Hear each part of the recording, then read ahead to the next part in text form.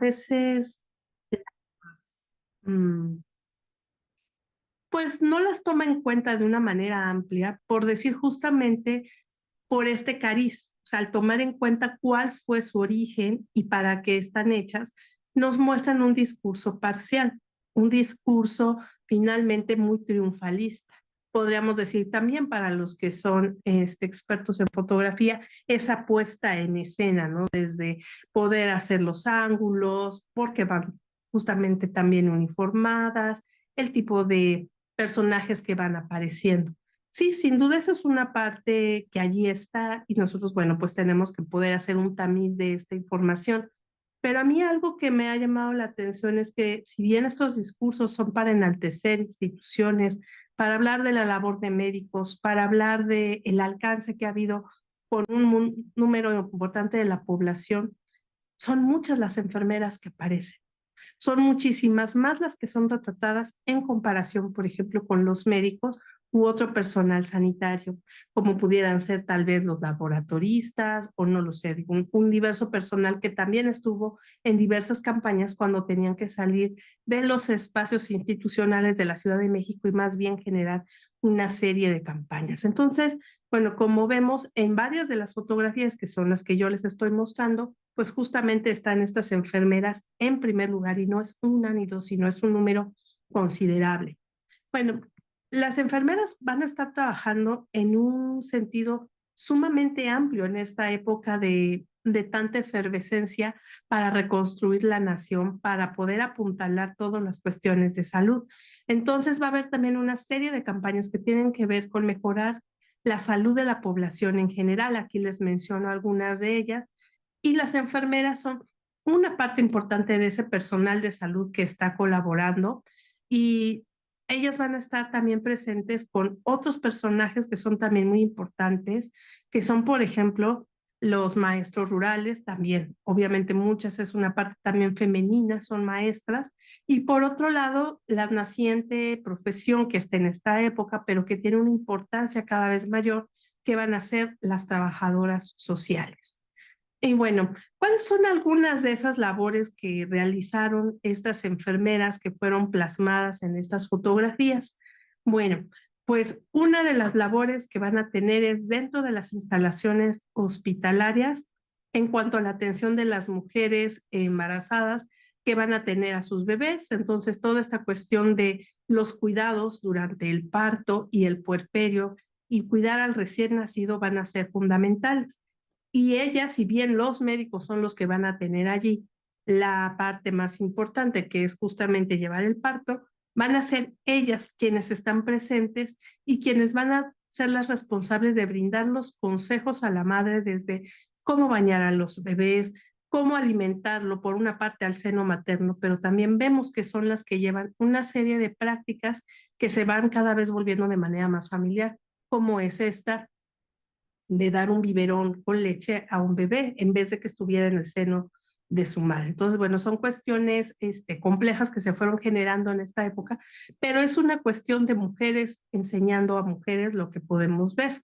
Y ese vínculo también es importante porque en ese sentido que he mencionado, que no es una cuestión de igualdad, hay un discurso que es tal vez muy sutil, un discurso que fue escrito digamos, con tinta, palabras, pero también lo es justamente en las fotografías. Y aquí vemos, por ejemplo, justamente la figura de el médico hombre, él es el que está en la parte central, está flanqueado por las enfermeras y vamos a tener una mesa que pudiera servir, por así decirlo, como una barrera. Y detrás de esa barrera es donde están las mujeres, en cuanto en este caso madres y sus hijos, y son las que van a estar recibiendo la instrucción. Entonces, en esa relación que a veces no era tan fluida, la idea de pensar que un diálogo entre las propias mujeres era más deseable, pues podría ser algo que favoreció justamente esta participación de las enfermeras. Y bueno, en cuanto a las campañas que ya mencionamos de salud, en este caso yo traigo un ejemplo de las que fueron campañas en favor de la madre y el niño, es decir, sus cuidados, que las mujeres tuvieran a sus hijos en un hospital y no en casa, todas las atenciones de salud que deben tener en los primeros momentos de vida, pues bueno, también fueron fotografiadas en esta parte que es de acción, de qué es lo que ellas van a ir a repartir. Entonces, por un lado, ponían carteles, repartían folletos, participaron dando charlas y pues aplicando las vacunas, etcétera. Entonces, bueno, aquí en este caso lo que nos están mostrando es justamente en una de estas oficinas de salubridad cómo se les está dotando a las enfermeras de todo el material con el cual tienen que salir. Y entonces hay una serie de lemas en esta época que son muy importantes. Les pongo un par de ejemplos. En el niño está el porvenir de la patria, fue uno muy importante. Y otro que es justamente el que viene en este cartel, aunque aquí no se puede leer bien, es proteger a la niñez es hacer patria. Entonces, son discursos que para este momento fueron sumamente importantes. Y bueno, un lugar que fue, o sea, una institución muy importante que empieza a tener cabida en el año 1922, se robustece en el año 1929 en la Ciudad de México, en la capital, y a partir del año de 1930 se empieza a expandir lentamente por toda la República Mexicana, fueron los centros de higiene infantil, que en términos generales tuvieron dos funciones: atender a las mujeres embarazadas para dar un seguimiento justamente del embarazo y también aconsejarles que fueran al hospital para tener allí su parto, y el cuidado de los niños desde su nacimiento hasta los 2 primeros años de edad. Si bien lo que estamos poniendo son fotografías, a mí me parece interesante mostrarles esta imagen. Es una de las ilustraciones de uno de los folletos de la época justamente de consejos para las madres, que todas las ilustraciones están hechas de esta manera, pero esta me gustó justamente porque nos muestra las tres partes claves de este proceso. La enfermera, aquí ya no tenemos al médico, es solamente la enfermera, nuevamente la distinguimos por el uniforme, ella es la que está llevando el control del niño, lo podemos intuir porque lo que está es en una báscula, por lo tanto lo está pesando, y la madre es la que está representada atrás, una mujer de clases populares que lo podemos ver por esta representación gráfica que hacen de ella, y algo que es importante, este papel y este lápiz con el cual toma notas, ¿no? Entonces, finalmente es esa idea de decir que son las enfermeras las que van a brindar los consejos. Las madres están un paso atrás, las madres son las que tienen que ser instruidas, las que escuchan y las que llevan a cabo justamente los preceptos que les dicen las enfermeras. Entonces, bueno, estos centros de higiene infantil en la vida real, bueno, pues fueron diferentes a esa parte muy ideal que nos pusieron en los folletos, y generalmente las fotografías que tenemos nos muestran centros de higiene llenos de gente, llenos de mujeres con sus niños, no solamente en los 2 primeros años de vida, sino también podemos ver niños un poco más grandes. Y nuevamente, más allá de cómo están estas fotografías tomadas, que si fueron colocadas de cierta manera, es interesante ver la cantidad nuevamente de enfermeras que aparecen, ¿no? Esto es dentro de uno de los centros de higiene infantil, y esta de acá es el afuera del kiosco de Morisco de Santa María la Ribera en Ciudad de México, lo cual nos muestra ese gran impulso que en la salud lo van a llevar estas enfermeras, llevando esos preceptos a esta parte de la población. Otra de las cuestiones en las que ellas van a estar pendientes es que cuando las mujeres ya dejaban de ir a estos centros de higiene infantil a tomar esos preceptos, ellas ya tenían los datos, como hemos visto desde las primeras fotografías. Ellas van tomando todos los datos, entre ellas el domicilio. Y entonces ellas van hasta las casas y literalmente entran hasta la cocina, a los dormitorios, y lo hacen con el fin, pues sí, de observar y tratar de dar consejos para poder mejorar ya no solamente la cuestión de la salud de la madre y del hijo, sino todo el entorno familiar. Y bueno, en este punto es una cuestión álgida que por supuesto hay que estudiar, porque entonces también hay un vínculo muy fuerte y una línea muy delgada entre qué es la labor de las enfermeras en cuanto a ver la salud, a cuánto a ver una parte moral de si las parejas estaban casadas, que cuántos hijos tenían, si el hombre trabajaba en la casa, o sea, el hombre de la casa trabajaba, o sea, palabras de la época. Y bueno, tienen un papel complejo, pero bueno, finalmente es lo que estuvo, y pues sí debieron ser un número importante de personas las que fueron visitadas literalmente en sus hogares, y la insistencia de las enfermeras, esto no sucedió solo en México, sino en otros países de América Latina, porque pudieran obviamente regresar a, a que todas las cuestiones de salud y asistencia se vieran desde el Estado. Y bueno, no todo fue solamente en las ciudades, también van a tener una parte importante junto con todas las brigadas rurales de salud. Esa parte que, bueno, dependiendo la zona del país a la que fueran, las campañas, o si se fueron sumando a los esfuerzos, por ejemplo, con los que llegaron los jóvenes que empezaron a hacer el servicio social como médicos, los que empezaron a abrir justamente centros de salud en los estados, pues bueno, también debió ser una cuestión compleja, y si bien siempre había tal vez un médico, lo que más había siempre eran enfermeras, estas auxiliares de la salud, como la podemos ver, los podemos ver aquí representadas en esta fotografía que fue tomada en el estado de Guerrero.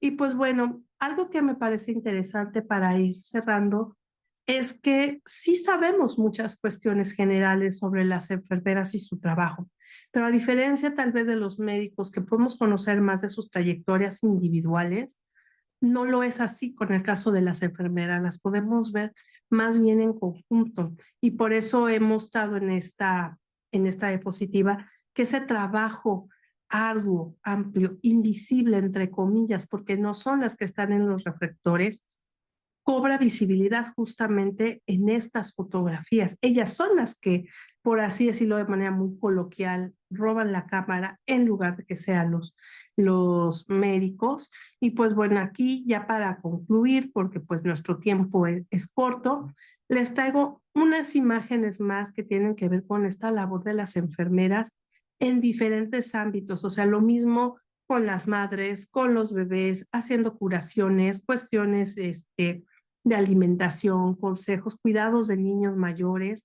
Eso es algo importante, siempre ellas allí presente. Como les comenté, el uniforme es importante. Y bueno, finalmente la imagen que se está aquí generando es que ellas son finalmente, que tienen un espíritu protector, que en ellas está de manera casi biológica el cuidado, lo cual por supuesto es algo muy debatible en nuestros días, pero es interesante saber cómo es el ángulo desde el cual estas fotografías fueron tomadas en un contexto específico, y bueno, pues sin duda de las cuales hay que seguir explorando. Hay otras fotografías que tienen que ver con enfermeras que, bueno, todavía son mucho más emotivas, pero bueno, consideré que para esta ponencia no eran tan relevantes traérselas, y bueno, pues mostrarles unas cuantas fotografías más de ellas, de las cientos y cientos de fotografías que tenemos sobre esta época. Sí, y pues bueno, yo espero que esto sea de su interés, y pues estaré abierta a sus preguntas y comentarios. Muchas gracias por su atención.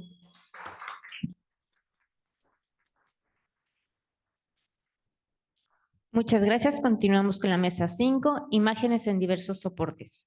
A continuación tendremos la participación de Julio Romano Obregón, de la Universidad Autónoma del Estado de Hidalgo, con el título Aproximaciones a la poesía visual en México sobre la dimensión plástica de la palabra.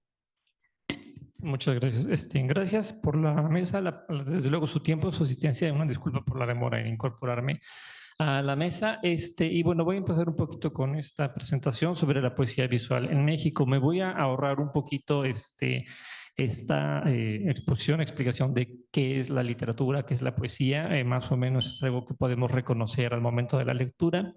Incluso justamente desde una perspectiva visual, porque la poesía se escribe en verso, entonces hay una distribución específica del texto en la palabra. El renglón no se corta por cuestiones editoriales, es decir, hasta donde llega el margen, sino que hay una noción métrica, rítmica, de rima que marca cuándo es el fin del verso, y el siguiente renglón empieza con un verso nuevo, aunque digamos haya espacio blanco en la página, ¿no? La poesía, la prosa, el teatro, el ensayo tienen características tanto técnicas como editoriales, digamos, distintas, y visualmente se puede reconocer a la poesía, que se distingue de la prosa, por ejemplo, por el mismo elemento visual, si bien la poesía como género literario pues tiene una serie de características que tienen que ver con su dimensión lingüística. ¿Qué es la imagen poética, no? Siguiente, por favor. Siguiente.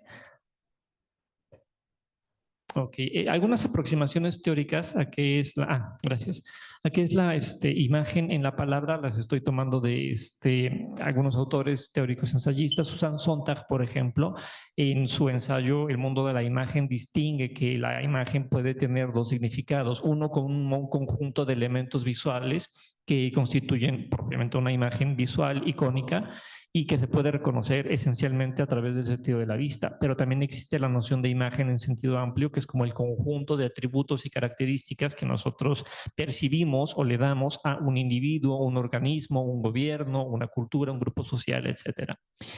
Para José Luis Gómez Martínez, ensayista español, la imagen poética propiamente es un conjunto de palabras que nos hacen imaginarnos algo, ¿no? Entonces, si por ejemplo hacemos algo tan sencillo como decir el vuelo del pez, por ejemplo, la moneda de la noche, ¿no? Entonces tenemos una imagen, esas palabras articulan una imagen, un recurso visual en nuestra cabeza, estimulan la imaginación visual en la cabeza, y eso para José Luis Gómez Martínez es el inicio de la imagen poética o la imagen literaria. Alberto Blanco, poeta, crítico y artista plástico, señala que hay una relación muy cercana, ¿no?, entre la metáfora y la imagen poética. No son lo mismo. Muchas veces las metáforas se apoyan en una imagen, pero no todas las imágenes poéticas son metafóricas. Si yo digo que el trigo está danzando, eso es una metáfora que simultáneamente tiene una imagen. Pero si yo digo que el trigo brilla, me puedo imaginar el color del brillo, perdón, el color del trigo, pero no es necesariamente una metáfora, ¿no?, que me ayude a darle al trigo un atributo que no tiene por sí mismo, ¿no? Johannes Pfeiffer y Michel Butor, más recientemente Michel Butor, señalan también que la imagen poética es algo que no necesariamente, o sea, sí estimula esta imaginación visual, pero no necesariamente representa algo propio de la realidad, ¿no? Y un ejemplo muy clarísimo de esto es, por ejemplo, la poesía surrealista, que nos presenta seres, panoramas, paisajes, etcétera, que podemos identificar o construir mentalmente a través de la palabra, a pesar de que no existen en la realidad. Mismo caso de, por ejemplo, la literatura fantástica, que nos habla de dragones, de sirenas, de hadas, etcétera, seres que no existen en la realidad, pero que nos podemos, demonios, pero que nos los podemos imaginar, ¿no? A través de la construcción verbal, ¿no? Tenemos un par de ejemplos, ¿no?, antes de acercarnos a la poesía mexicana, y los himnos a la noche de Novalis, poeta de inicios del romanticismo, cuando nos habla de la noche, ¿no? Él nos dice: ¿qué ser entre los vivos dotados de sensibilidad? Muchas gracias. ¿Qué ser entre los vivos dotados de sensibilidad ante los cuadros prodigiosos que el espacio le muestra alrededor? No ama la gratísima luz, con sus rayos, sus ondas, sus colores, su omnipresencia dulce a lo largo del día, ¿no? Entonces, cuando habla de el día y cuando lo contrasta justamente con la noche, ¿no?, ¿qué es lo que surge, sin embargo, tan frío y delicioso como un presentimiento debajo del corazón y sorbe el aire blando de la melancolía? Materializa, digamos, ¿no?, algunos elementos que son netamente abstractos. No, lo que hace Novalis y muchos otros poetas, desde luego, es reconstruir la noche a través de una serie de elementos abstractos y concretos, y nos permite, digamos, verla, ¿no?, a través de elementos que se atribuyen a la noche, pero que no son visibles en la noche por sí mismos, ¿no? Que guardas debajo de tu manto, que poderoso e invisible solicita mi alma. Terrible eres tan solo en apariencia, un bálsamo precioso gotea de tu mano, del racimo, de las adormideras. Así define al sueño, por ejemplo, ¿no?, como un bálsamo precioso que gotea de la mano de la noche. Tenemos la imagen, aunque en la realidad eso no es lo que vemos cuando anochece, ¿no? Rosario Castellanos, ¿no? Ya para acercarnos un poco muchas gracias. Rosario Castellanos, para acercarnos a la poesía mexicana, tiene imágenes concretas e imágenes abstractas. Yo vengo de un país de íntimas huertas, una imagen visual clara, realista, y recuerdo los árboles encendidos de trinos.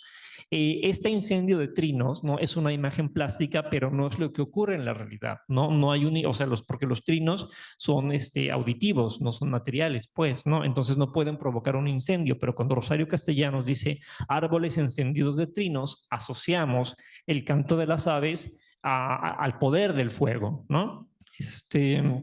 Wisława Szymborska tiene una imagen muy fuerte en Encuentro Inesperado, que es un poema sobre un par de amantes que se reencuentran muchos años después, y para hablar de la vejez, del amor apagado por la vejez, habla y dice: nuestros tigres beben leche.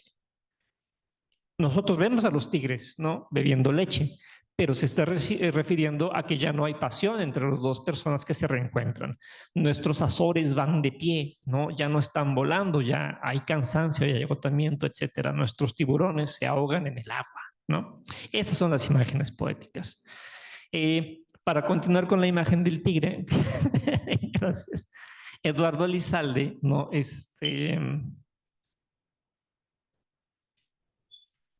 Gracias. Para continuar con la imagen del tigre, que es como la imagen emblemática de Eduardo Lizalde, ¿no? El tigre en la casa, quizás su poema amoroso más famoso, dice, para definir al amor: eso sí lo recuerdo, rey de las fieras, jauría de flores carnívoras, ramo de tigres era el amor, ¿no? Nosotros cuando leemos esto, se nos construye en la cabeza la imagen de un ramo que en vez de flores tiene tigres, que es la imagen poética, pero no se puede entender esto en sentido literal, ¿no?, sino en sentido metafórico. Ramo de tigres era el amor, en donde a la suavidad que se le atribuye normalmente a la tersura de las flores, contrapone la fiereza, la violencia del tigre, que es una serie de características que para Lizalde son más propias del amor o complementarias que la suavidad de la rosa. Esto en cuanto a imagen poética. Cuando estamos hablando de imagen visual, empezamos a hablar de, ¿cómo se llama?, de que las palabras no nada más tienen una dimensión semántica, sino tienen una dimensión visual. Es decir, las podemos leer, las podemos identificar a través del sentido de la vista. A finales del siglo XIX, los poetas franceses, desde Baudelaire, Arthur Rimbaud, Stéphane Mallarmé, empiezan a experimentar justamente con la plasticidad de la palabra, ¿no? Es decir, no solamente tiene un significado semántico, sino también la palabra tiene una posibilidad visual, estética, gráfica. El verso libre, la poesía en prosa, por ejemplo, son elementos en los que empiezan a modificar la distribución en la que normalmente entendíamos a la poesía, digamos, podemos entender como el periodo clásico. Voy a verlo un poquito más adelante. Voy a regresar poco a poco a esto y voy a mostrar algunos ejemplos, ¿no? Stéphane Mallarmé es el primero, o uno de los primeros poetas importantes, por lo menos, que propone una lectura o una distribución plástica, digamos, del poema.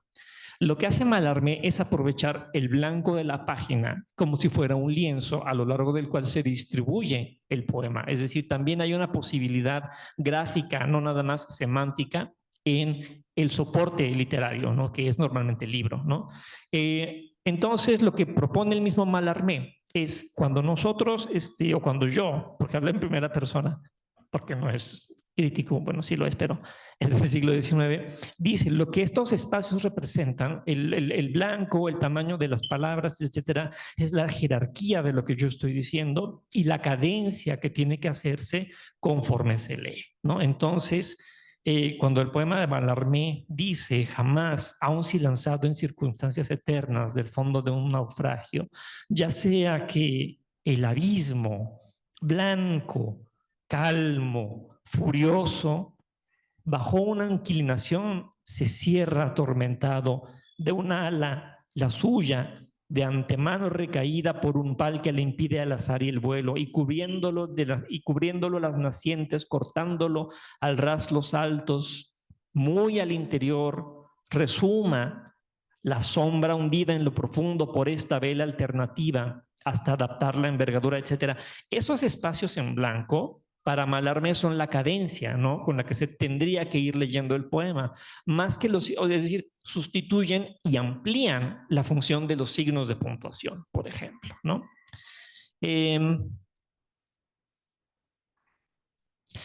También en la poesía francesa tenemos esta forma, ¿no? En la que, llevando un poquito más al extremo lo que hacía Mallarmé, Guillaume Apollinaire, por ejemplo, desarrolla este tipo de poesía que él llama caligramas, en donde no solamente la poesía, como en el caso de Mallarmé, los blancos no sustituyen, reemplazan, amplían la posibilidad de los signos de puntuación, sino que el texto toma la forma de la imagen poética.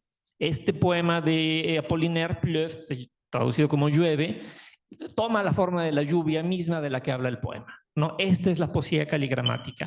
En México fue sobre todo los estridentistas, ¿no? Manuel Maples Arce, Quintanilla, Germán Listarzubide y por otro lado José Juan Tablada, quienes trajeron estas innovaciones, ¿no? Poéticas a la literatura mexicana, ¿no? Antes de Tablada, que Tablada es como el referente de la poesía caligramática en México, Luis Quintanilla, que japonizó según él su nombre de esta manera, tiene este caligrama que se llama la pulga, y como podemos ver, las palabras no saltan dentro de la hoja poética como saltaría una pulga, ¿no? La pulga a una amante infiel y tonta, la dedicatoria, ¿no? Son poemas de hace 100 años, ¿no? Están escritos con perspectiva de género, etcétera, ¿no? Va sobre la carne irritada dejando manchas rojas, tras ella salta de sitio en sitio, ráscate pies, muslos detrás, pero si algún día te atreves a picar mi corazón, te aplastaré entre mis dedos, maldita hija de mi sangre, ¿no? Un poco alterado, ¿no? El señor Quintanilla. Estos son los famosos madrigales ideográficos de Tablada, que ya no les dice caligramas, les dice madrigales ideográficos, ¿no? Y entonces lo que hace aquí Tablada es darles al poema pues la forma del texto del que habla. Voy a apoyarme con el material físico porque, como pueden ver, la imagen es muy pequeña y además la caligrafía de Tablada, la manuscrita, pues no es la más clara del mundo, ¿no?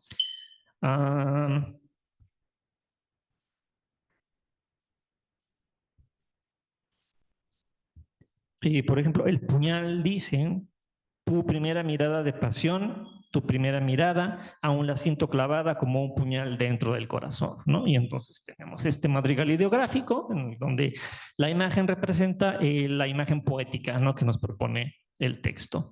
Octavio Paz, ¿no? Que está cancelado, ¿no? Y todo eso, pero no por eso vamos a negar los aportes que hizo a la poesía, ¿no? Hizo estos experimentos en los 60, primero publicados en revista en el 68, luego en el libro en el 72, que son los topoemas, ¿no? Que son como poemas topográficos, poemas que generan un lugar en donde combina disposición de palabras, textos, líneas y otros recursos visuales, ¿no? Entonces aquí nos habla de un templo que está siendo reflejado supuestamente por el lago al que da pie y los elementos tierra, agua, fuego, aire se combinan de distintas maneras en el lado que nosotros vemos y en el espejo de agua, ¿no? En el que se refleja el templo. Hizo 5 poemas Octavio Paz, como que encontró cuáles eran los límites de estas posibilidades. Mario Santiago Papasquiaro, que se acerca un poquito a la gráfica, al mural, ¿no? A los letreros que nosotros vemos en las bardas, y muy cercano a este mismo lenguaje coloquial, dice: a la poesía que la salve su chingada madre, yo ya me cansé, ¿no? Y lo pone a doble plana, digamos, ¿no? Como los murales en los que vemos cómo se anuncian distintos conciertos o eventos populares, ¿no? Aprovecha la amplitud de la hoja, como en los murales, por ejemplo, se puede aprovechar la amplitud de la barda, ¿no? Más allá de la experimentación, Ulises Carrión, artista plástico, prescinde de la palabra, ¿no? Entonces, ¿cómo, no? ¿Cómo es un poema si no tiene texto? Bueno, si nosotros vamos acá con el amigo Ronald Johnson, ya porque nos empezamos a preguntar, bueno, ¿esto es poesía? Ronald Johnson dice que sí. Para Ronald Johnson, muy claramente un poema es cualquier texto que se pueda presentar como poema. Entonces, si yo digo que cualquier cosa que escriba es un poema, tiene que ser recibido como poema. Eso nos entonces plantea también la idea de, bueno, entonces, ¿qué es un texto? Y Humberto Eco, por ejemplo, dice que si algo se puede decodificar, entonces eso es un texto. Y esto se puede decodificar porque esto forma parte de una serie de intervenciones poéticas que hace Ulises Carrión, en donde toma un poema convencional, ¿no? Él toma un poema de Jorge Manrique, que dice, ¿qué se fizo el rey Don Juan? Los infantes de Aragón, ¿qué se ficieron? ¿Qué fue de tanto galán? ¿Qué fue de tanta invención como trujeron? Las justas y los torneos, paramentos, bordaduras y cimeras, fueron sino devaneos, que fueron sino verduras de las eras. ¿Qué tiene que ver con esto? Lo que hace Ulises Carrión es que sustituye cada sílaba poética por un guión. Entonces sí hay una lógica de codificación y de decodificación, pero hay que entender cuál es el contexto en función del cual Ulises Carrión está haciendo esto, y lo que conserva es, en algunos casos, los signos de puntuación, las interrogaciones, en otro experimento, las comas, en otro experimento, las sílabas poéticas. Entonces lo que hace Ulises Carrión es deconstruye, no fragmenta los rasgos, las características del poema y nos presenta uno de sus elementos, que en este caso es la sílaba. La métrica. Hikuri de José Vicente Anaya, no,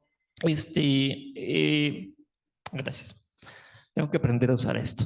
Hikuri de José Vicente Anaya, una ensoñación producida por el consumo de peyote, por ejemplo, ¿no? Entonces se entiende que el poema parezca que no tiene mucho sentido, pero hay una serie de temas, motivos recurrentes y una serie de recursos visuales que, como en los topoemas de Octavio Paz, ¿no?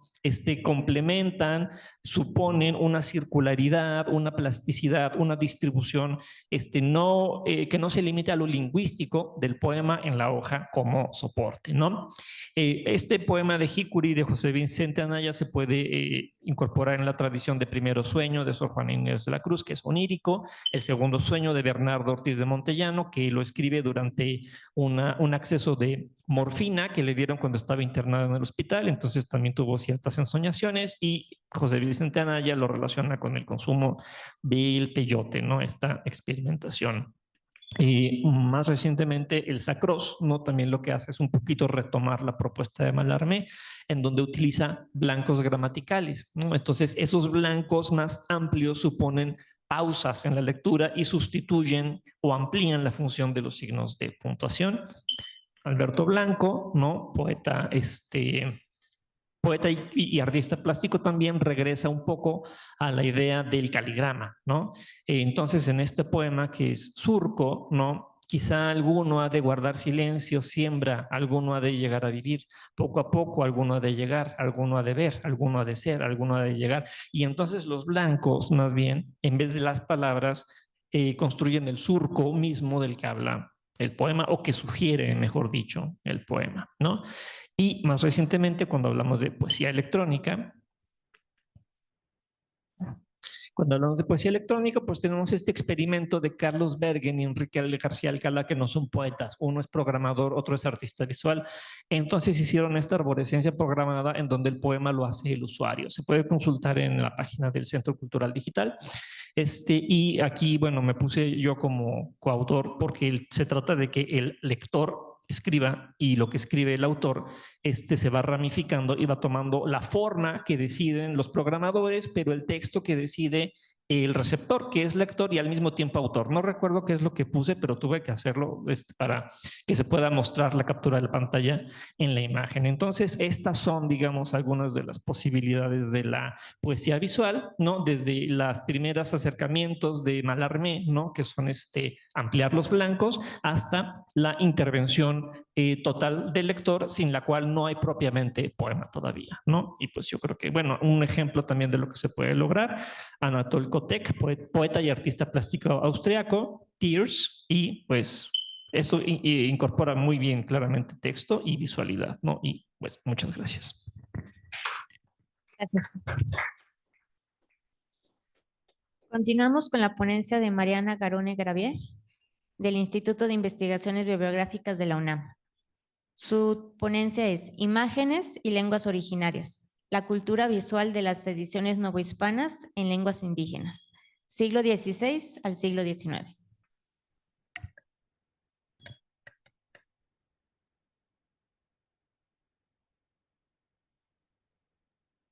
Hola, buenos días. Yo soy Ariadna Gamesoto y soy becaria de la doctora Marina Garone. No se pudo presentar hoy, pero la voy a leer yo. Y bueno, como ya dijeron, el tema son imágenes y lenguas originarias, la cultura visual de las ediciones novohispanas en lenguas indígenas de los siglos XVI al siglo XIX. La ilustración en el libro antiguo. Consideraciones generales. La ilustración y la ornamentación dan un valor adicional al libro antiguo. Son un aspecto indisociable del contenido del texto, su volumen y calidad variará entre épocas y su funcionalidad, y su uso dependerá del género escrito. La imagen puede usarse para adornar el libro o con fines didácticos, ilustrativos, y su localización dentro del texto podrá ser desde la portada hasta el colofón. Las dos técnicas de ilustraciones que se usarán durante el periodo del libro antiguo serán, por orden de aparición, la xilográfica o grabados en madera y la calcográfica o grabado en cine, y la elección entre ambas técnicas dependerá de la importancia y financiamiento de la obra en cuestión. Existen varios temas que se pueden abordar a la hora de estudiar las imágenes en los libros. El origen o el motivo representado, ya que hay que tomar en cuenta que el tema de la imagen de un libro puede provenir de otra fuente para otra producción, la elaboración, importación y copia de grabados, que configuran los circuitos de distribución, administración y uso de imágenes. En esta presentación daremos cuenta de la metodología general que se debe seguir para el estudio de la imagen en el contexto de la edición indígena, así como haremos una primera aproximación cuantitativa y cualitativa del uso de las ilustraciones en las ediciones realizadas entre los siglos XVI y XIX. El origen del material iconográfico. Es importante decir que aunque hubo una gran cantidad de material importado, no todos los grabados presentes en las ediciones de lenguas indígenas lo fueron, ya que algunos de ellos pueden apreciar personajes, temas y tratamientos visuales que nos hablan de la producción local de grabados. Cuando el historiador de arte Justino Fernández describió el tratamiento de la imagen a la manera mexicana, reconocen los grabados con grupos de figuras, una tiesura, una ingenuidad, una expresión que recuerdan a los libros miniados medievales, y destaca la presencia de elementos locales como nopales o jeroglíficos indígenas, como se observa aquí en estas imágenes, que pertenecen al libro de Fray Alonso de Molina, Arte de la Lengua Mexicana, de 1579, y este de Francisco Lorrabaquio, que es el manual para admirar a los santos evangelios en lengua mexicana. Y aquí se observan como los nopales, ¿no? Y el águila que está sobre el nopal.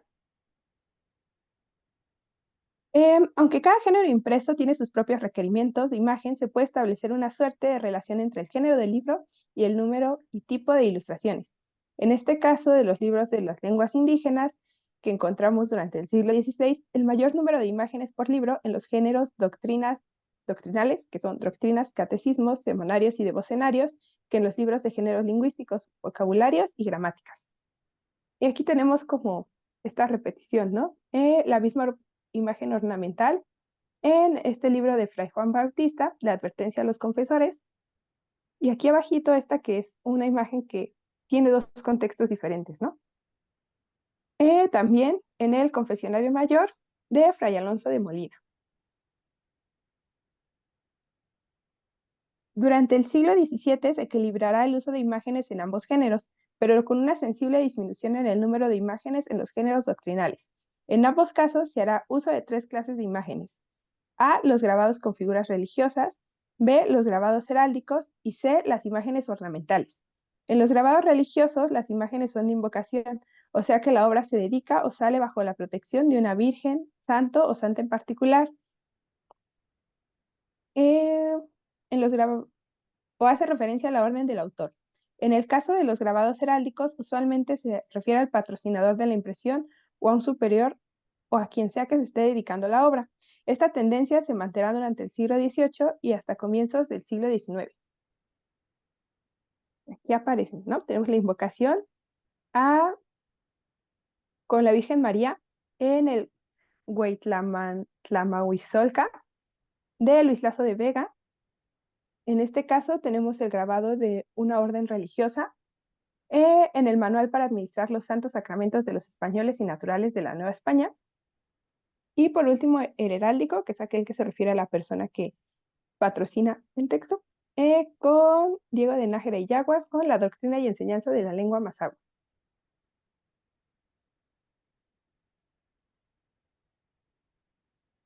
Y ahora veremos unas gráficas. En las tablas que aparecen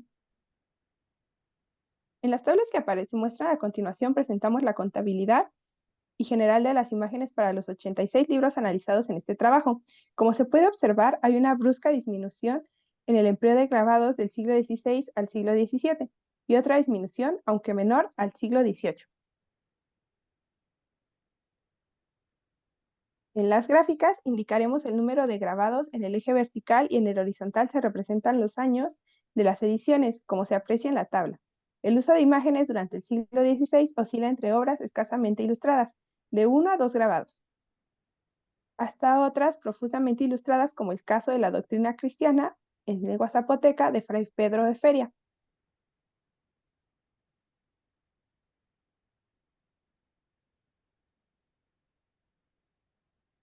La tendencia se mantiene igual durante el siglo XVIII, es decir, en los libros se emplean en promedio de 2 a 3 grabados.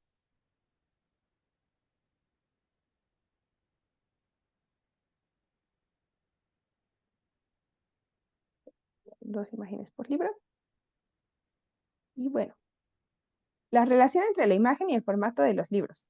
Normalmente, el formato ofrece mayor espacio para el empleo de grabados es el folio, que está asociado al lujo y prestigio, y por lo tanto se reserva para grandes obras o ediciones importantes.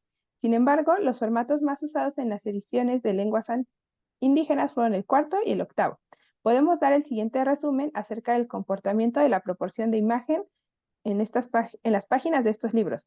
En el siglo XVI, en los géneros religiosos, aunque llegamos a encontrar imágenes que cubren casi toda la totalidad del área de impresión, hallamos un gran número de imágenes de tamaño reducido, que ocupan entre un cuarto y un sexto del tamaño de la caja tipográfica. En la composición, a 2 columnas se pueden ubicar o bien en alguna de las columnas o centrada entre ambas, predominantemente en la parte superior de la caja de texto, y los géneros lingüísticos tienen uso escaso de imágenes, ¿no? Aquí aparecen las distintas composiciones que pueden tener estas imágenes, desde cubrir casi la totalidad de la portada hasta encontrarse entre 2 columnas.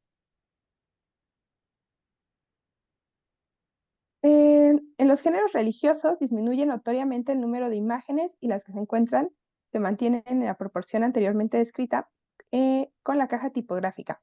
La ubicación predominante es la parte media superior de la caja de texto y su acomodo es centrado, salvo los ornamentos que están generalmente ubicados en la sección inferior de la caja de texto para ajustar la forma tipográfica. Los géneros lingüísticos hacen uso escaso de imágenes. Durante los siglos XVIII y principios del siglo XIX se mantiene el comportamiento del siglo XVII, pero disminuye aún más el uso y tamaño de la imagen y se da un desplazamiento de imágenes de categorías descriptivas o ilustrativas a imágenes puramente decorativas u ornamentales. Y observamos la advertencia de los confesores de Juan Bautista, el arte y vocabulario en lengua mamé de Diego y Reynoso, y clara y sucinta exposición del pequeño catecismo Puebla Oficio del Oratorio de San Felipe Neri de 1819, de que es anónimo. Y como podemos ver, son grabados, sobre todo en este último, es muy pequeño y sobre todo ornamentales.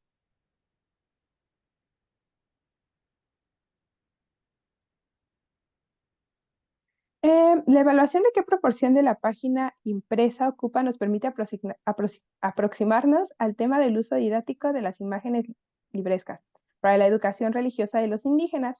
Es importante tomar en cuenta que el tamaño promedio de las ilustraciones en textos doctrinales del siglo XVI es de 3.5 centímetros de altura, imágenes que solo son reconocibles a una distancia no mayor de 1 metro. Ahora bien, aunque los procedimientos doctrinales variaron con el tiempo, por las informaciones de los cronistas y misioneros, sabemos que durante el siglo XVI no era inusual la prédica y enseñanza a grandes grupos de indios, y precisamente por estas dos razones, el tamaño de la imagen y la dimensión del auditorio, resulta difícil creer que la imagen libresca haya podido cumplir con esa función didáctica en la evangelización, lo cual no niega que hayan servido de fuente para la pintura mural, cuadros o lienzos con fines doctrinales.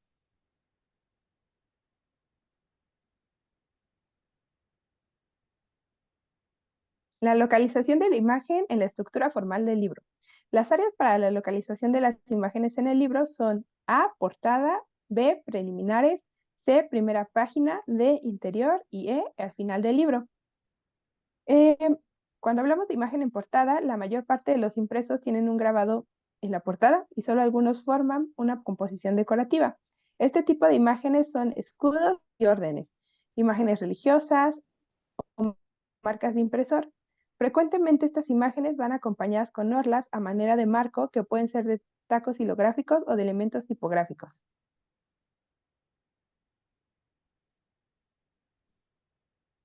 Hay que distinguir en las portadas de los frontispicios, ya que ambos están en la parte inicial de las obras, pero pocos libros presentan ambos elementos. Aunque el uso de la imagen de portada será un constante en el libro en lenguas indígenas, se acusará de una sensible disminución en los grabados en esta sección a partir del siglo XVIII.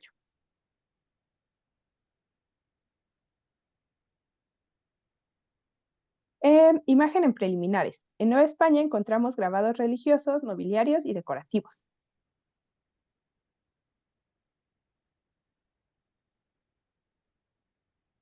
En la primera página del texto, usualmente estas imágenes tienen un marcado carácter decorativo. Se trata principalmente de cabeceras, a maneras de orlas introductorias al texto, xilográficas, calcográficas o guardas hechas con elementos tipográficos. Estas últimas se presentan a partir del siglo XVII. Las imágenes que se encuentran en el interior del libro pueden separar secciones de contenido o partes de la obra. En el caso de los géneros de textos religiosos, las imágenes en el interior del texto que hemos encontrado se refieren a la vida de Cristo o de los santos, a los pecados capitales, a los sacramentos y otros temas de enseñanza religiosa. Asimismo, encontramos imágenes ornamentales que permiten el ajuste de la composición tipográfica. Por ejemplo, en este libro de Matutino Gilberti, en El tesoro espiritual de la lengua de Michoacán, se encuentra este tema religioso con un grabado sobre los pecados capitales.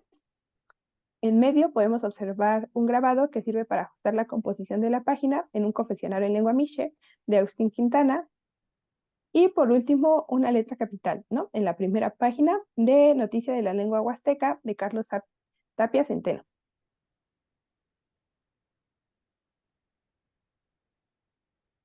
Y bueno, imagen al final o en el colofón.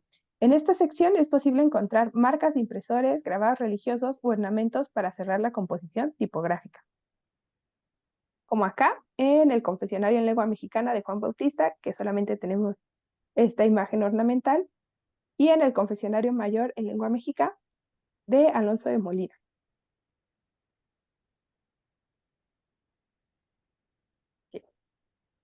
Categorías de la imagen en los libros en lenguas indígenas.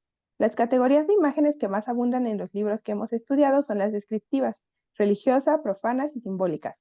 Desde el primer grupo es posible hallar temas vinculados con la iconografía de Dios, de la Virgen, así como bíblicos del Antiguo y Nuevo Testamento, de santos y representaciones litúrgicas. Todos estos motivos están presentes en el siglo XVI. Sin embargo, lo que se mantendrá durante todo el periodo colonial serán predominantemente las representaciones maritas y de los santos. Marianas y de los santos, perdón, o sea, de la Virgen María.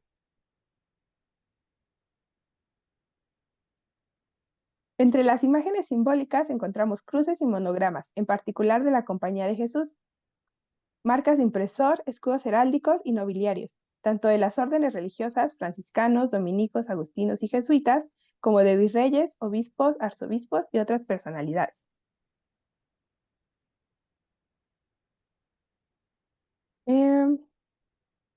Las imágenes decorativas que encontramos en mayor número suelen ser las orlas y cabeceras. Los adornos y ornamentos tipográficos se usarán predominantemente a partir del siglo XVII y de forma más abundante durante el siglo XVIII. Y bueno, ¿cuáles son las conclusiones preliminares? El estudio de la imagen tiene un ámbito inexplorado en la edición colonial en lenguas indígenas.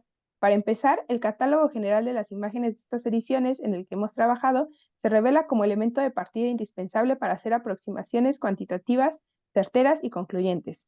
Una herramienta como esa nos permitirá tener conciencia de las incidencias de ciertas imágenes en lenguas específicas, la participación de las imágenes librescas en la construcción de algunas devociones y ver cómo las órdenes religiosas consolidaron sus imaginarios visuales, mediante la contribución de uno de los medios de difusión por excelencia, como fue el libro impreso. Todo lo anterior nos permitirá conocer la riqueza visual de las ediciones que nos interesan y aproximarnos a su impacto cultural durante la colonia. Por otro lado, los temas de los grabados empleados, como su relación específica e interacción con el texto, merecen un tratamiento detallado que excede los alcances de esta presentación. Sin embargo, podemos decir que no en todos los casos existe una vinculación clara entre ambos elementos de la edición. Perdón. Es decir, se aprecia el uso de imágenes que no tienen relación con el contenido textual. Asimismo, aventuramos que, por el comportamiento observado, la decisión de la inclusión de imágenes, elemento fundamental de la naturaleza material y el resultado estético de los libros, fue en su mayoría decisión de los impresores y no de los autores. Esta interacción entre autores e impresores en cuanto a visualidad del texto se debe explorar en profundidad, ya que sin duda nos proporcionará otras informaciones sobre el trabajo de las imprentas y el cuidado en las ediciones de lenguas indígenas. En cuanto a la naturaleza de las imágenes, analizándolas podremos profundizar en las características de la producción local, así como en la importación de grabados, la interacción que influye sin duda en la conformación de la materialidad del libro novohispano. Finalmente, otro aspecto que se debería atender a futuro es la naturaleza de los textos complementarios de las imágenes, que por lo que hemos podido observar son de naturaleza tanto religiosa como profana. Y bueno, muchas gracias por su atención.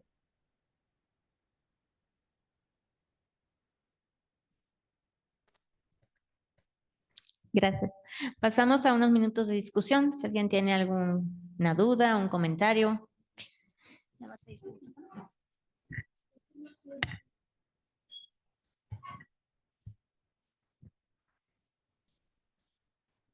Gracias. Me ha gustado mucho esta mesa porque nos muestra la variedad que tienen las imágenes, ¿no?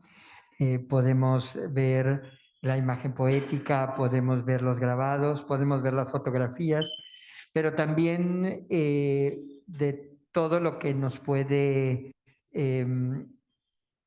digamos, informar la imagen, ¿no? Es muy interesante esto de que podamos comprender el cuerpo del luchador a partir de estas fotografías, a partir de los tatuajes, desde la manera en que se autorrepresentan los luchadores, lo mismo que comprender el papel social que estaban jugando las enfermeras en la década de los 40, ¿no? Y eso nos habla de la importancia que tiene la imagen como objeto de estudio.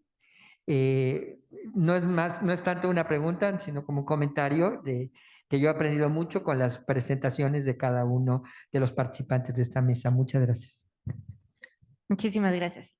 ¿Alguna otra duda, comentario? Sí, yo tengo una pregunta para la compañera que hizo el trabajo sobre los luchadores.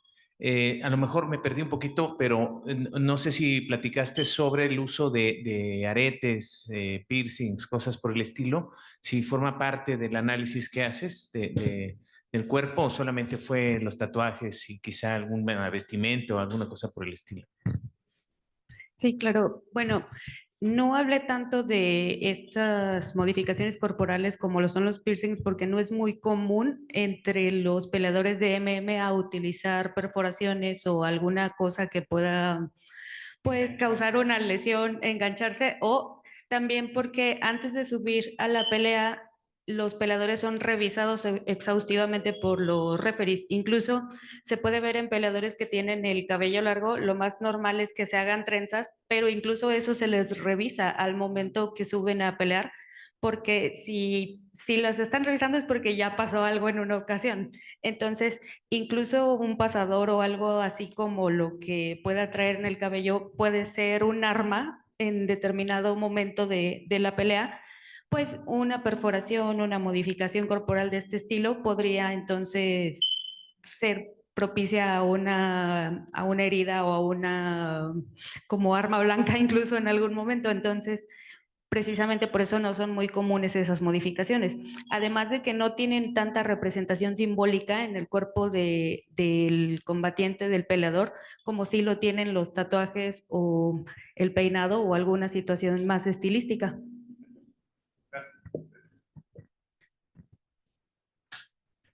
Yo también tengo una pregunta para la primera ponente. A lo mejor es muy básica. ¿Por qué te interesaste en este tema? Y sobre todo, pensando en lo que dijo el otro ponente, en que estamos viviendo ahorita en un contexto de equidad de género y que justamente presentaste, creo que solamente una imagen de una peleadora. Entonces, pues eso, ¿no? ¿Por qué te interesó este tema? Gracias. Bueno, yo principalmente estudio temas como la corporalidad, como el ritual, como la violencia, sobre todo porque en América Latina pues es lo que se presenta cada día. Yo soy especialista en América Latina, entonces me intereso más por los temas corporales porque en ellos es donde se refleja o se inscribe más fuertemente algún tipo de mensaje. Todos tenemos cuerpo y todos representamos algo. Especialmente el tema de la corporalidad en tatuajes o en contexto de violencia me interesa por sus narrativas. No es lo mismo una violencia en un contexto deportivo que una violencia más sistematizada como puede ser en las pandillas o contra los enemigos del Estado o en el cuerpo de los prisioneros. Son temas que siento que tienen mucho para dar todavía en el contexto latinoamericano, sobre todo porque mucha gente no les pone tanta atención a las narrativas corporales y estas transmiten muchísimo los mensajes. Ahora, ¿por qué me centré más en este tema en cuanto al enfoque del género masculino? Porque es lo más, digamos, normalizado ver todavía los deportes contundentes en ese sentido. Aunque ya estamos en un enfoque más de igualdad de género, todavía se asocia más el deporte de contacto a los hombres. Entonces, aunque sí hay peleadoras, son muy pocas y no tienen tanta visibilidad como los hombres, más que una un poco más morbosa, podríamos llamarlo así, porque como nosotras estamos relacionadas más a que la feminidad es lo mismo que belleza, que cierto estilo, que ciertos, pues, cánones de género, es poco común todavía que las chicas o las mujeres se quieran arriesgar a participar en un deporte de contacto donde les van a modificar la cara de alguna u otra forma, porque a final de cuentas todos los peleadores terminan con lo que son estas cicatrices de batalla y en los que estuve entrevistando, ahora sí que todos tenían lo que era la nariz deformada, la parte de los pómulos deformada y realmente las mujeres no son tan, ¿cómo les diré? No quieren pasar por esas cosas todavía, ¿verdad? Entonces sí, es más relacionado y más socialmente aceptado en los hombres tener este tipo de marcas.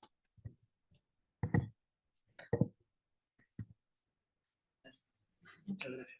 Gracias. Felicitar a la mesa. Creo que las 4 ponencias estuvieron excelentes, bien logradas.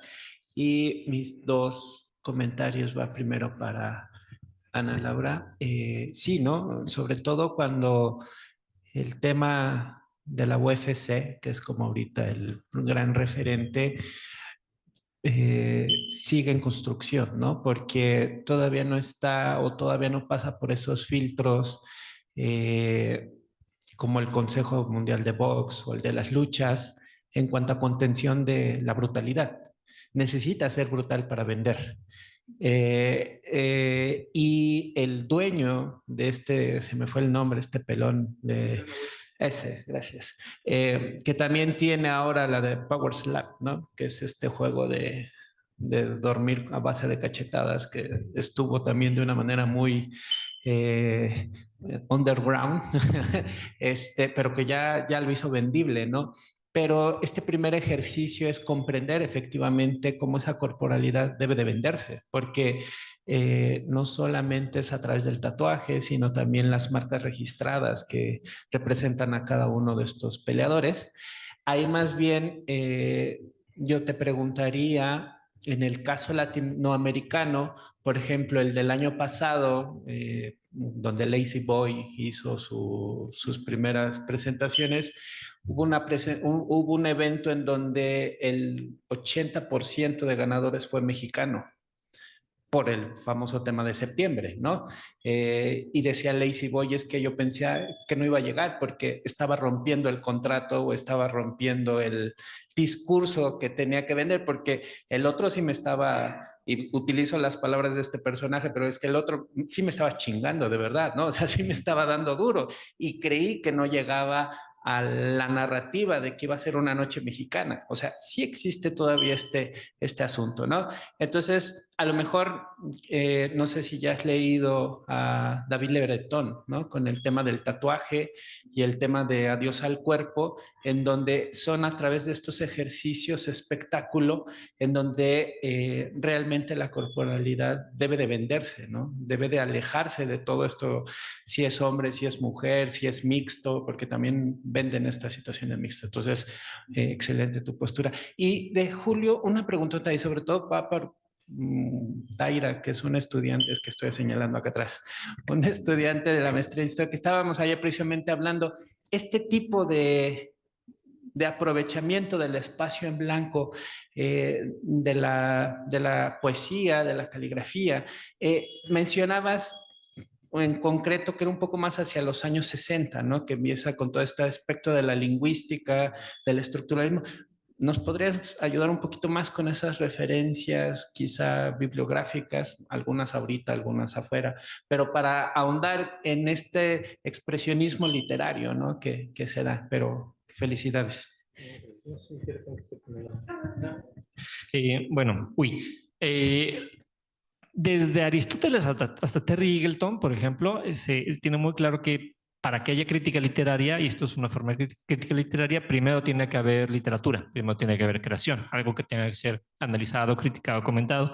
Entonces, la experimentación, digamos, en la poesía visual antecede mucho, ¿no? a las aproximaciones teóricas. Entonces, primero Mallarmé, Apollinaire, Tablada, etcétera, hicieron esto y luego se empezó a desarrollar una serie de teorías en ese sentido.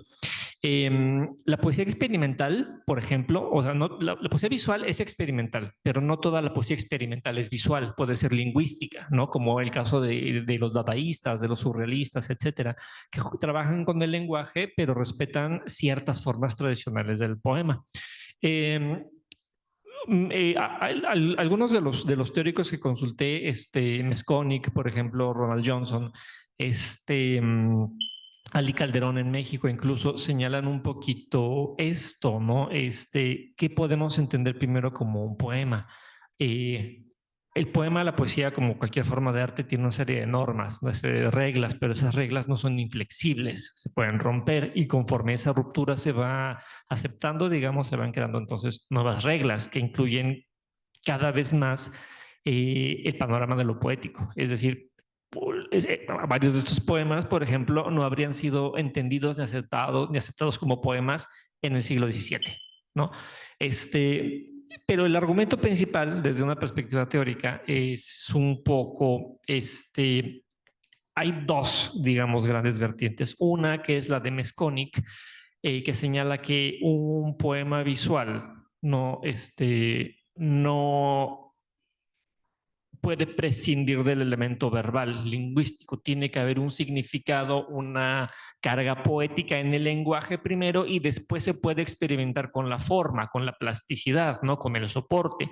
Pero otros, ¿no? Como el mismo Ulises Carrión, que también desarrolló, que es artista plástico, teórico y poeta, también desarrolló sus propias reflexiones al respecto, señalando que sí se puede prescindir del significado semántico de la palabra y utilizar incluso los signos de puntuación, ¿no? Como elementos de poesía visual, porque hay una relación del lenguaje que retoma justamente lo visual y lo gráfico, aun si se prescinde de lo semántico. Entonces, digamos que hay estas dos grandes corrientes, estas dos visiones, ¿no? Una según la cual, que es la de Mesconic sobre todo, ¿no? Según la cual, para que podamos entender como una composición visual, como un poema visual, primero tiene que haber poesía, es decir, lirismo, ¿no? O un entendimiento lírico que no necesariamente se apegue a la metáfora clásica, porque, insisto, las vanguardias, ¿no? Los estridentistas, el futurismo, el dadaísmo, etcétera, no hacen una poesía lírica como la hacían los poetas del siglo XIX, ¿no? Metáforas, etcétera. Y otra vertiente es un poquito quizá basada en Humberto Eco, ¿no? Según la cual si hay un componente decodificable, aunque no sea gramatical, podemos entenderlo como poema. Porque lo mismo que dice Ronald Johnson, no es si un texto, si yo agarro esto, por ejemplo, y yo les digo esto es un poema, entonces tiene que ser recibido como poema, ¿no? Son gracias, son perspectivas teóricas que, digamos, tienen dos visiones distintas, ¿no? En torno a cuáles son los límites y los alcances de la poesía visual.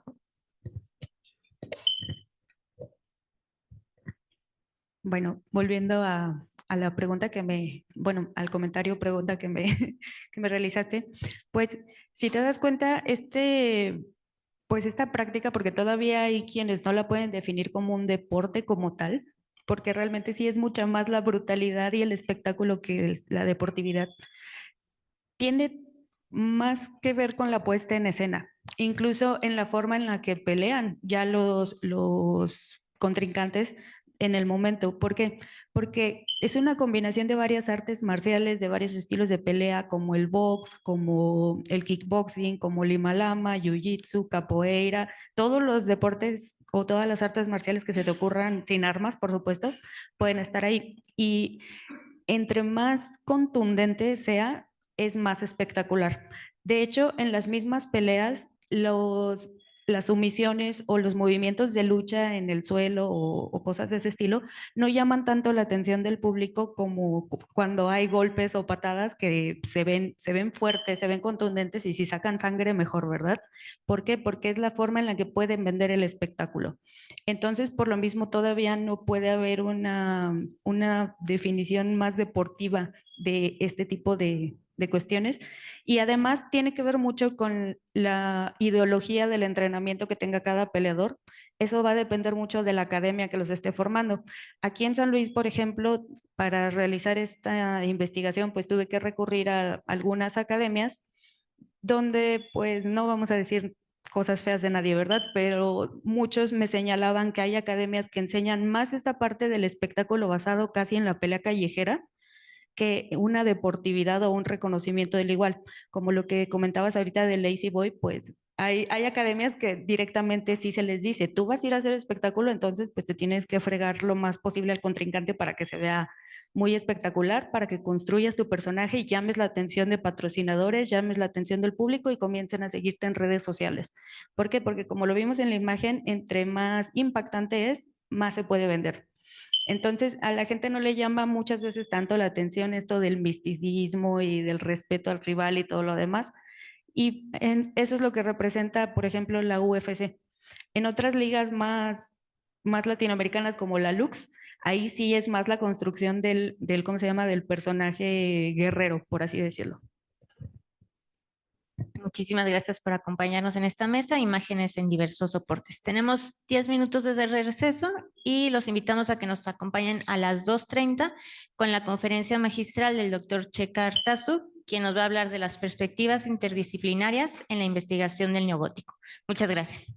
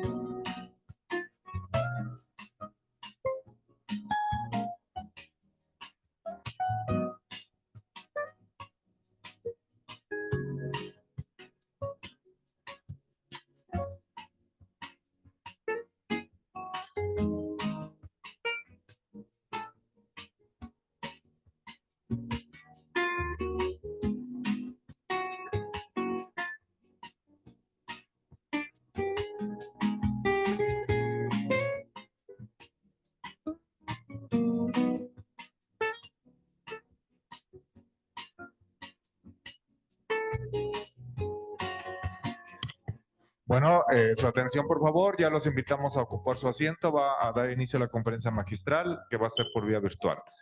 Entonces, gracias.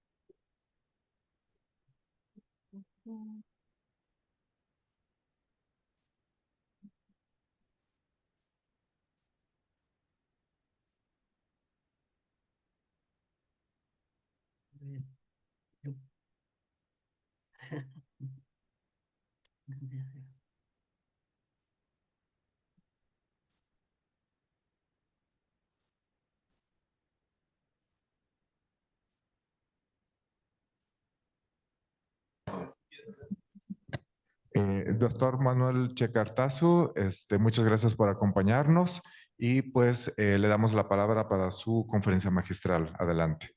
De acuerdo, muy bien, muy bien. Vamos a ver, comparto mi presentación y ustedes me dicen si se ve.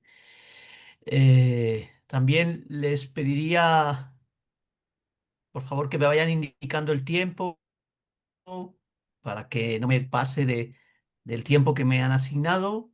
No sé si la ven a pantalla completa. Presentación, pero no se ve completa. Ok, ok. Eh, ¿Se ve así, pantalla completa? ¿Ahora se ve? Ya está, ya se ve Ok. completa. Vale, muy bien, pues muchísimas gracias. Ustedes me van diciendo, por favor. Entiendo que tengo 20 minutos, ¿no? Así es, Ok, entonces 20 minutos. muy bien, vamos lo más rápido posible. Bueno, pues, en primer lugar, muchísimas gracias a los organizadores de este congreso por la oportunidad de este coloquio, por la oportunidad de, pues, de dar esta plática sobre un tema que yo llevo estudiando desde hace aproximadamente, desde el año 2009 aproximadamente, ¿no? eh, que está en gran medida vinculado pues, a la imagen y, por supuesto, a todo aquello que resulta de analizar imágenes. Y en este caso concreto, un estilo arquitectónico, ya verán, muy presente en México, pero sorprendentemente poco estudiado, poco analizado, ¿no? Muy rápidamente, yo desde el 2009, como les decía, he trabajado este estudio, he analizado esta arquitectura. Yo vengo del mundo de la geografía. Yo lo he encardinado todo esto en un complejo, pues un análisis desde la geografía cultural, que obviamente ha ido derivando y se ha ido acercando a otras disciplinas, la arquitectura, el arte, la religión, ¿sí? Los estudios culturales, etcétera, etcétera. Y bueno, aquí hay algunas publicaciones que hemos desarrollado. La última está en inglés, de un estudio completo para todo el país de este estilo arquitectónico. Sí, y bueno, verán algún trabajo específico monográfico para Jalisco, por ejemplo, que ganamos el premio Francisco de la Maza, un premio que fue dado precisamente por este carácter de investigación inédita. Ya verán los números y que serán sorprendidos también ustedes de esto, ¿no? Un tema con bastante interés fuera de México, más que en México, también hay que decirlo, ¿no? Y que tiene que ver pues con el análisis de este estilo global, es un estilo global completamente, que entra en todo el mundo a finales realmente a lo largo del 19 y en América Latina pues ya a finales del 19 y primeras décadas del siglo XX claramente, y que se extiende, como repito, por todo el planeta como un fenómeno globalizado. Eh, el estudio de la arquitectura, pues es el resultado, estos estudios, estos análisis, desde la perspectiva de tantos años realizados, pues nos han permitido tener gran cantidad de datos que además nos los aportan, imágenes, visitas in situ, trabajo de campo, por supuesto, mapeos, mapas que hemos realizado, visitas a archivos con el encuentro de documentación escrita, pero también planimetrías, planos, alguna cartografía, la menos, ¿no? Y también pues la visita a archivos fotográficos, a muchos archivos fotográficos distintos, privados, públicos, para componer información, para tener información, ¿no? de esta arquitectura.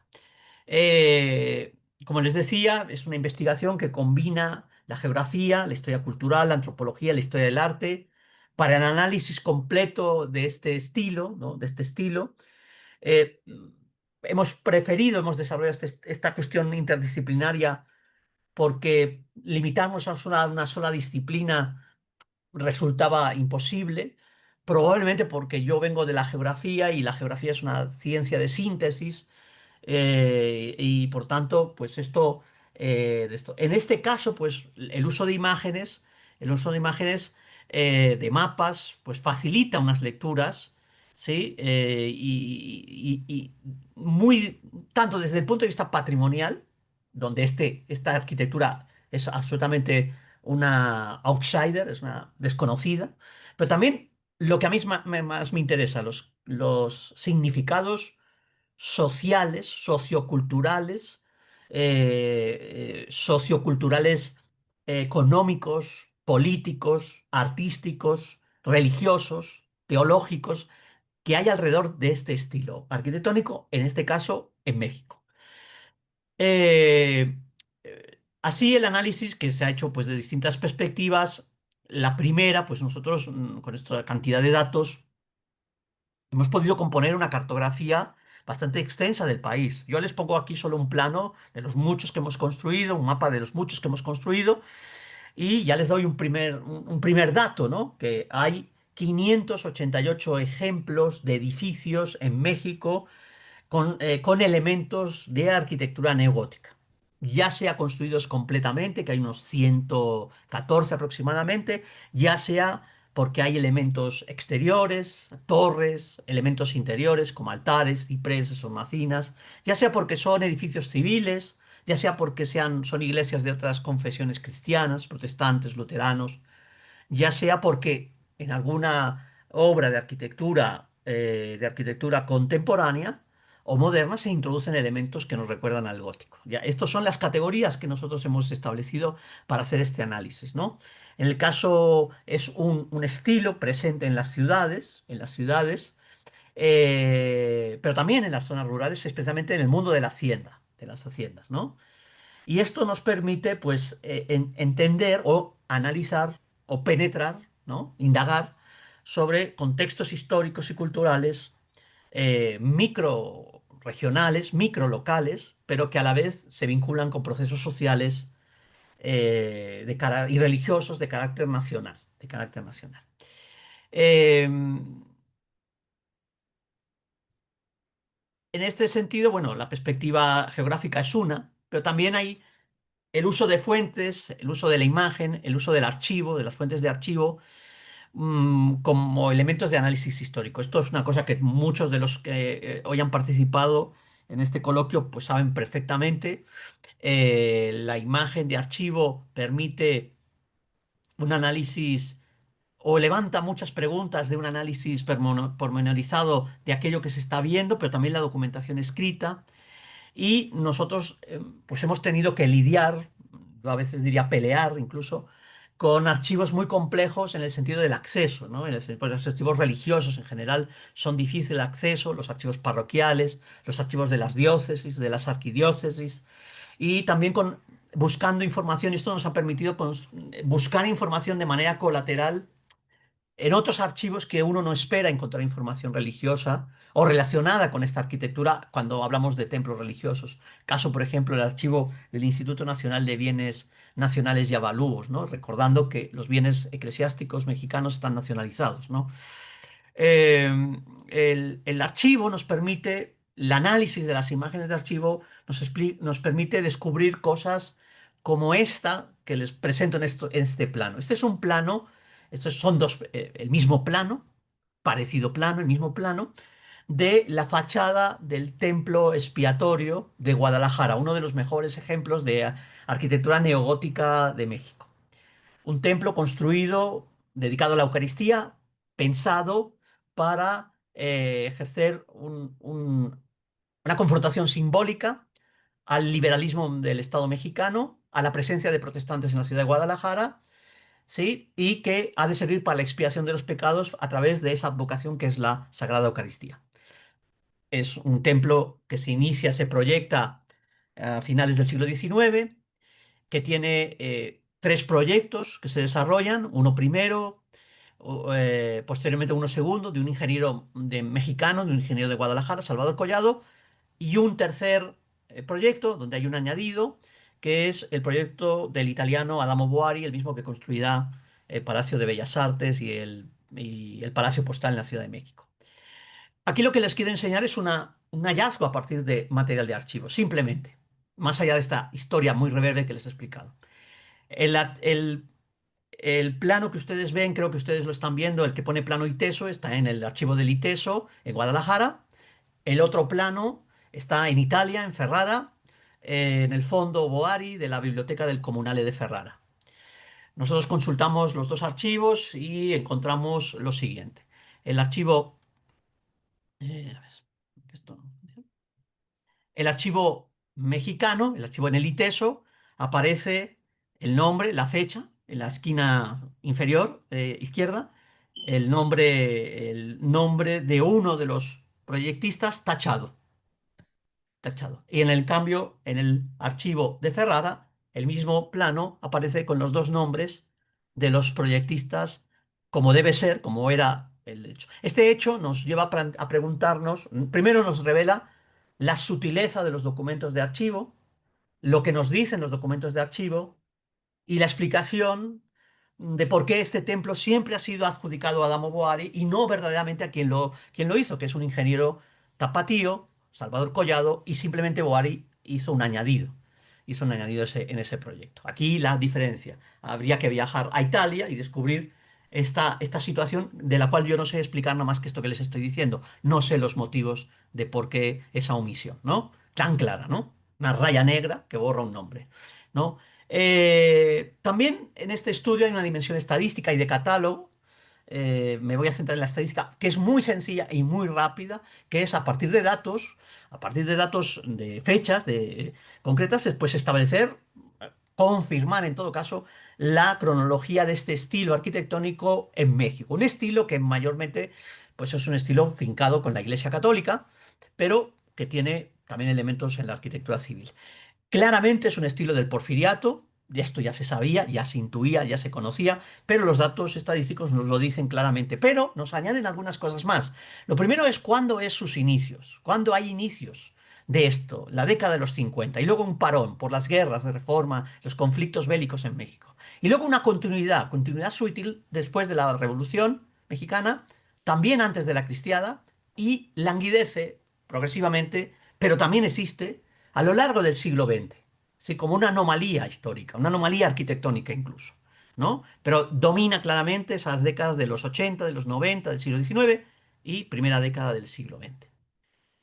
¿Qué más? La dimensión estadística también nos permite, con esas categorías que yo les he establecido, yo establecí esas categorías para este análisis, para poder analizarlo, pues descubrir realmente ahora les presento pues esta gráfica a nivel de México, pero también hay gráficas a nivel local, a nivel estatal, de cómo está la presencia. Entonces lo que descubrimos es que no es un estilo donde se va a construir nuevo mucho. Solo el 20% va a ser completamente un edificio nuevo construido en este estilo. Que va a haber bastantes más de los que creíamos edificios civiles, casonas, chalets, mansiones, hospitales, parianes, portales, etcétera, etcétera, ¿no? Que además es un estilo que sí domina la Iglesia Católica, pero lo domina haciendo refacciones exteriores, interiores, ¿sí? Construyendo torres. Es un estilo que nos está dando la pista, que es un estilo de renovación, de reconfiguración de la presencia de la Iglesia Católica en la sociedad mexicana después de haber sido atacada, haber sido expropiada por las leyes de reforma y iniciar un conflicto, un largo conflicto con el Estado mexicano para mantenerse presente en la sociedad, ¿no? También la estadística nos permite, pues, ver cómo lo vemos en el país, cómo está desarrollado en el país. Entonces, aquí descubrimos que este estilo no es un estilo uniforme en todo el país, sino que tiene unas áreas donde está más presente. Y eso nos lleva a preguntarnos por qué. ¿Por qué está tan presente ahí? Esto responde básicamente a un ejercicio de la Iglesia Católica que trocea a partir después de las guerras de reforma, trocea en diócesis más pequeñas, las grandes diócesis coloniales, para ser más efectiva en su cercanía con la gente, para captar más feligresía de la que ya tiene, para tener más seminaristas, más sacerdotes y también eso le lleva a cuidar con más detalle aquellas iglesias, aquellas capillas que estaban estado ruinoso o estaban en decadencia, fruto de precisamente de largo conflicto, largo periodo conflictivo mexicano de gran parte del siglo XIX, ¿no? Son esos estados donde estas grandes diócesis, la diócesis de Guadalajara se trocea, la diócesis de León, la diócesis de Zamora, la propia diócesis, arquidiócesis de Guadalajara, posteriormente de diócesis de Colima, etcétera, etcétera. Y lo mismo va a suceder San Luis Potosí, lo mismo va a suceder en Monterrey, la diócesis de Linares, etcétera, etcétera, etcétera. Es decir, pero aquí la presencia claramente nos dice que estamos en una sola parte del país, no en todo el país, ¿sí? Y con presencia muy baja precisamente en aquellos estados donde hay poca población, pero también en aquellos estados donde hay presencia consolidada de muchas iglesias coloniales de largo aliento, ¿no? Bueno, esto nos lleva a explicar un poquito, contextualizar por qué este estilo eminentemente religioso, católico, ¿a qué responde? Primeramente, es un estilo que nos marca un conflicto, nos está diciendo un conflicto, es el resultado de un conflicto, el conflicto entre el Estado y la Iglesia. El Estado liberal promueve políticas de secularización, restringe la influencia eclesiástica, ¿sí? Y expropia bienes, y el neogótico, la arquitectura neogótica en México se convierte en un elemento de resistencia simbólica de la propia Iglesia Católica frente al Estado. Te voy a construir un nuevo templo en ese estilo que nos recuerda el momento más exitoso de la Iglesia en el mundo medieval, las grandes catedrales, para que siga dándote cuenta que somos importantes en la sociedad, en el Estado mexicano. ¿Sí? La Iglesia utiliza además eso para reafirmar su poder religioso, su poder moral, su presencia modal, su identidad frente con la ornamentación, con los templos, que en algún caso van a ser desmesurados, ¿no? Y por otro lado también, ¿sí? El neogótico está inmerso en ese conflicto, ese conflicto de un símbolo de resistencia, de disputa entre una iglesia conservadora con un Estado liberal. Esto va a permanecer, siempre va a estar presente. Es un estilo de la Iglesia Católica y es un estilo conservador. De alguna manera, la Iglesia lo que pretende es hacer una continuidad colonial, religiosa del mundo colonial, donde tiene una presencia muy notable, a través de esa simbiosis de lo católico en esa nueva arquitectura, en esa nueva arquitectura, construyendo nuevos templos en ese estilo, incluso vinculándose a veces con una idea de reconquista moral, reconquista de lo hispánico, ¿no? De esto. Y vamos a ver que hay corrientes dentro de la Iglesia Católica y dentro de las élites mexicanas que son hispanistas, o sea, piensan que el mundo colonial es el mejor mundo que puede tener el México independiente. ¿Sí? Bueno, también en algunos casos, no en todos, ojo, que este es un ejemplo, no son en todos los casos, sino en algunos casos, el templo se convierte en un símbolo que juega ambiguamente entre la dominación y la pacificación. ¿Sí? ¿De quién? ¿La dominación de quién y la pacificación de quién? Bueno, en este caso que les presento es muy evidente, es el templo de Nuestra Señora de Guadalupe, en Cuetzalan, Puebla, en la Sierra Norte de Puebla. Es el conocido popularmente como el templo, la iglesia de los jarritos. ¿Por qué esta iglesia tiene en su torre principal unas cenefas decorativas en el chapitel de la torre principal, del campanario? ¿Por qué tiene unos jarritos de esos que se sirven para tomar café de olla? Bueno, tiene esos jarritos porque es una decoración. Tiene 5 minutos. Sí, voy acabando. Sí, que tiene que ver con el desarrollo de la explotación del cultivo del café en esta zona y con el prócer, el mecenas, que fue alcalde de Cuetzalan, que paga esta construcción, que paga este templo. Hasta aquí es una historia normal, un prócer que paga un templo a la Virgen de Guadalupe, pero hay que recordar que esta zona de México, esta zona de Cuetzalan, estuvo en conflicto armado, una suerte de guerra de guerrillas durante la década de los 50, de los 60, donde la población náhuatl se enfrentaba a la población mestiza por el control de la tierra, por la explotación precisamente a raíz del trabajo en los cultivos de café, y que precisamente esta iglesia se construye en el momento que se pacifica la zona y se construye como una suerte de acuerdo de pacificación ideológico-religiosa moral, donde se les ofrece a la población nahua en el cementerio, en su cementerio, la presencia de un templo dedicado a una virgen, la Virgen de Guadalupe, que asimila con una deidad femenina mesoamericana, Tonantzin. No es casual, es toda esta construcción relacionada con todo eso. Es decir, la Iglesia usa también para ejercer este tipo de esto. Muy importante para mí, para todo esto, el estudio de estos edificios no es un estudio de arquitectura, sino sencillamente es un estudio de las microhistorias que los dan, que surgen a continuación o que los hacen salir, los levantan, los construyen, ¿no? Con la presencia de múltiples actores sociales que van desde los párrocos, los sacerdotes, los obispos, pero también aquellos que los construyen, la feligresía, visible e invisible, y también de aquellos a veces que los construyen diseñándolos, arquitectos, ingenieros y, muy importante, todos aquellos maestros de obras, alarifes, ebanistas, vitraleros, artesanos, canteros, que participan en la obra y de los cuales, pues este tipo de ejercicios los descubre a la historia porque están desconocidos, ¿no? Yo no sé si tengo más tiempo para explicar este caso. Si en todo No, caso, no, perdón, ¿quieren lo dejo aquí? a las 3. Muy Entonces bien, ya tenemos que redondear y la sesión de preguntas. muy bien, pues muchas gracias.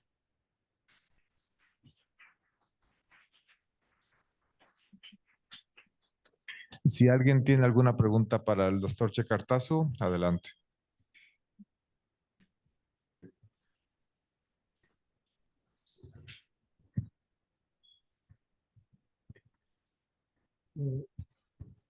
Sí, bueno, muchas gracias por esta presentación.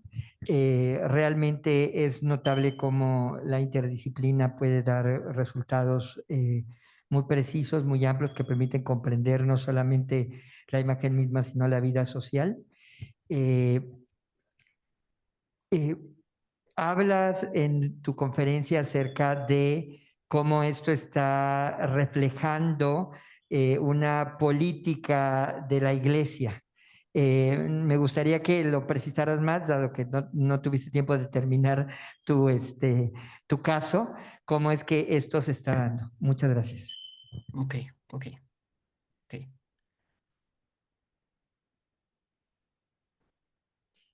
¿Contesto o espero otra pregunta? Sí, adelante.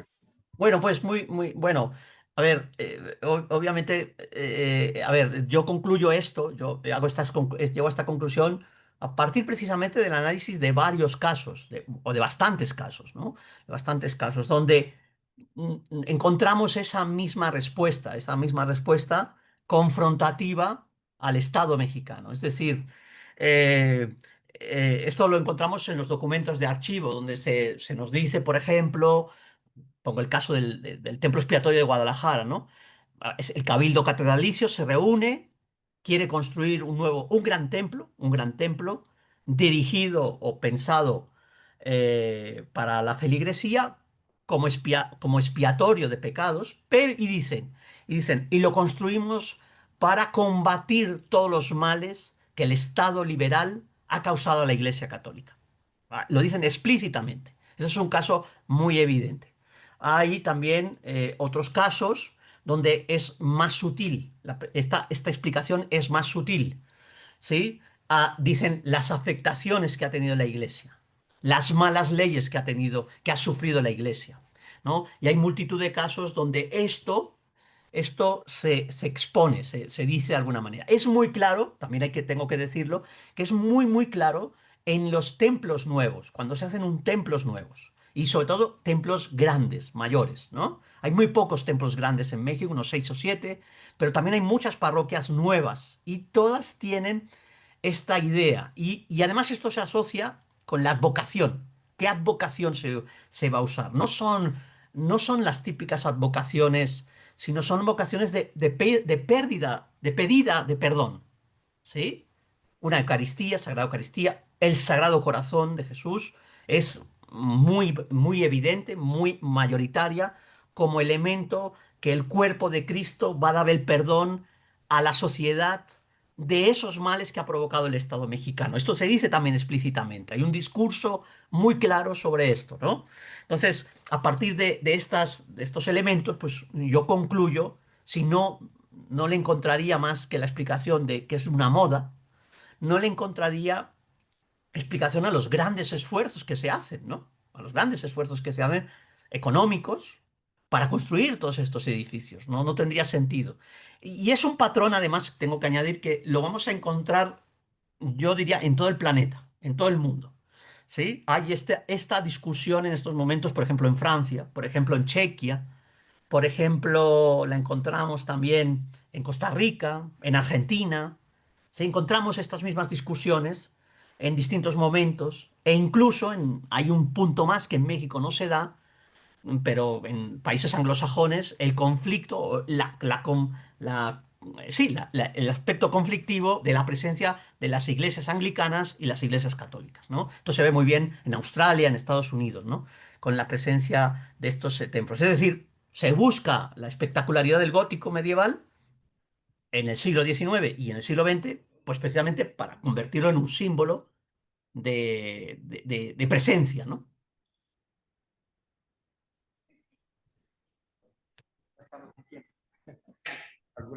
¿Alguna otra pregunta? Ok. Bueno, pues le agradecemos, doctor Martín. Pues con esto damos cierre a la sesión de hoy. Muchísimas gracias y los esperamos para la sesión de mañana. Entonces,